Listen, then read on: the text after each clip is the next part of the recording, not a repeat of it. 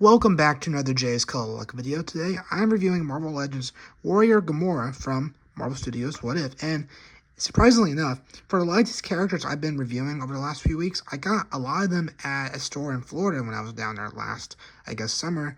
And so it's almost been a year of having these, and I'm finally getting to reviewing these. And this is a unique one here. She's based off the What If, show and everything. So where, different scenarios happen in different ways, But definitely unique. I have her out of the package, and I wouldn't say that she's like my most favorite character, but the design for her is really cool. But we'll take a look at that in one moment. Before we take a look at her, let's take a look at the package. Taking a look at the package, you gotta look at Warrior Gamora on the box right there. You gotta look at the What If logo down there. Got the Legends logo on the top left corner. Turning this side, you gotta look at Gamora right there with the Watcher, I believe, in the background. Turning it back here, you gotta look at all the accessories. She only comes with one, but you also get the Build-A-Figure for, the Hydra Stomper, which look right there. You gotta look at all the characters within the wave. I'm still missing Nick Fury and, who is it? Yelena from Hawkeye, so have to get those eventually. Here's a look at the top and everything. So that's a look at the package. Let's take a look at all those let's take a look at the one accessory she comes with. Taking a look at her accessory here, you just got the blade here. Of course, it's supposed to be like Thanos' blade. And so you got some silver paint detail for the blade here. Mine's kind of sticky. I don't know if it's just from being in the package so long, but hopefully you all don't have to worry about that. But you have that. Take a look at the handlebar here. You got gold for it. You got some gold ridges, or I guess some ridge texture into it. So I kind of like that. And so yeah, I kind of wish, which spoiler for season 1, so I kind of wish she came with maybe the Infinity Gauntlet. They did melt it down in the opening scene of episode 9 for that series, I guess for season 1. And so I think just having the Infinity Gauntlet, no like joint to port into a hand, just have the Infinity Gauntlet on its own. I thought that would have been cool. So just my thoughts, but this is all you get. Anyway, that's a look at her accessory. Let's take a look at Gamora. Taking a look at Gamora here, I gotta say, this is probably not my top 10 favorite figure, but it's a really cool one. It's very unique, of course, with the armor of Thanos and everything, and so, I don't know, just a very unique and cool design, which I really like, but at the same time, I wouldn't say it's like up there with my Daredevil or Iron Man figures, if that made sense. But again, a very cool, unique design here. Anyway, taking a look at Gamora, you gotta look at the head sculpt there, which is kind of the animation form, since it was from an animated show. You got some brown for on top of her hair there, and you got some burgundy for the bottom portion of the hair right there. Taking a look at the torso here, you got some gold, which represents kind of like Thanos' armor here, which makes sense. You got some gold right here, and then kind of goes down the middle of her torso, and you got some gray on the sides there. You got a little gray piece that hangs off with some gold trimming. And then taking a look at the back here, again, you got some kind of gold on the back of the shoulder pads. Got like a little gray stripe that goes kind of down the middle of them. And then you got gold for the rest of the back here. And just like the front, you got this gray piece that hangs off with some gold trimming around it. Taking a look at the arms here, if I pull it up, you're able to see the arms there. They're gold on the shoulder pads up there. You see her skin right there, which is green. And you got these kind of dark gray gauntlets there with some gold on top and some fingerless gloves. And then we take a look at this other arm here. It's going to be the same thing. So you have that. And then taking a look at the legs here, you got some gold, some actually thick gold line detailing on the upper portion of the legs there. And then you got some gold for the knee pads there.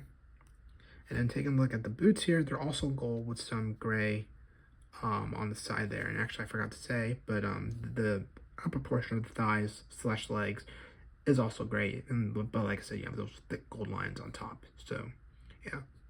Overall, I really like the gold detailing. I really like the shoulder piece design here. I know it looks really cool. And just overall, it is a very cool and unique figure for Gamora. And the more I think about it, I think this is my only Gamora in my collection. So, yeah, I want to get the original Guardians of the Galaxy, especially Volume 2, because I would like to put those with my Endgame and Infinity War display, but yeah.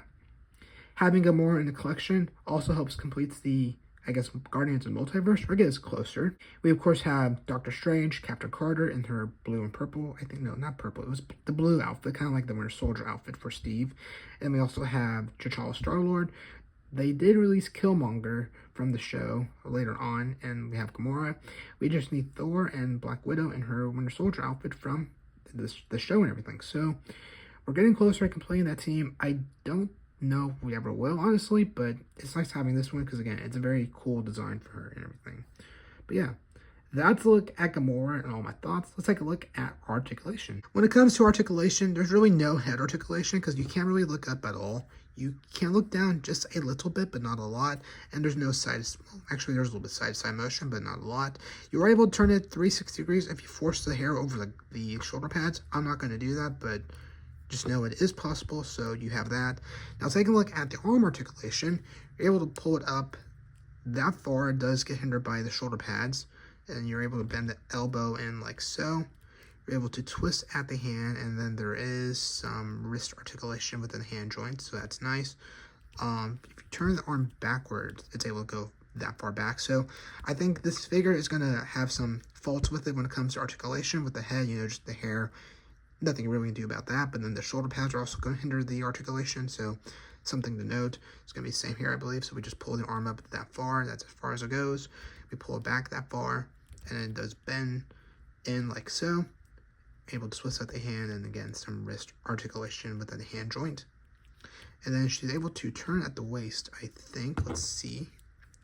Yep, you're able to turn at the waist. She's able to bend down that far, so not a lot like other Marvel Legends figures. And you're able to bend the back that far, so a decent amount, a bit more than going forward. And then there is a little bit of side-to-side motion there. So you have that. And then when it comes to the legs, you're able to kick up that far, bend the knee like so, so pretty good. Oops, did not mean to do that. You can bend the foot down kind of like that. There you go. And you're able to bend the foot up like that. And then it's able to go side to side. Taking a look at this leg, it should be the mirror, so the same thing. So we kick up that far, bend the knee in like so, and then bend the foot down like so, bend it up, and then bend it, sort of twist it side to side.